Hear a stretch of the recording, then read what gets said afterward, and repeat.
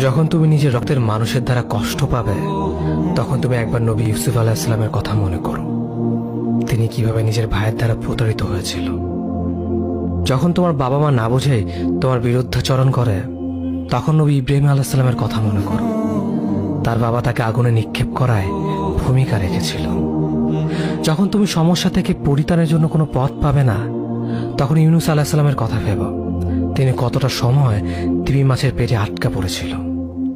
যখন তোমার নামে কেউ মিথ্যা অপবাদ ছড়িয়ে দেবে, তখন মা আয়েশা রাদিয়াল্লাহু আনহার কথা মনে করো।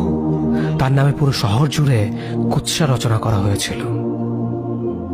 যখন তুমি অসুস্থ ব্যথার যন্ত্রণায় কাতরাতে থাকো, তখন নবী আইয়ুব আলাইহিস সালামের কথা ভেবো। তিনি ভয়ঙ্কর এক ভাইরাসজনিত রোগে আক্রান্ত হয়ে তোমার থেকে বেশি কষ্ট পেয়েছিল। যখন তুমি দিনের কোনো বিধান নীতিতে যুক্তি খুঁজে পাও না, তখন নবী নূহ আলাইহিস সালামের কথা ভেবো। তিনি কোনো প্রশ্ন ছাড়াই মরুভূমিতে নৌকা তৈরি করেছিল।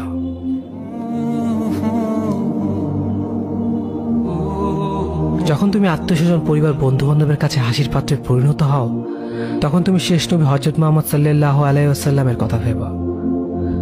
রাসূল সাল্লাল্লাহু আলাইহি ওয়াসাল্লাম বলেছিলেন, সবচেয়ে বড় পরীক্ষা দিয়ে সবথেকে বড় পুরস্কার আসে। যখন আল্লাহ কাউকে ভালোবাসেন, তখন তাকে পরীক্ষা করেন, এবং যে এই পরীক্ষাগুলো মেনে নেয়, সে আল্লাহর সন্তুষ্টি অর্জন করে।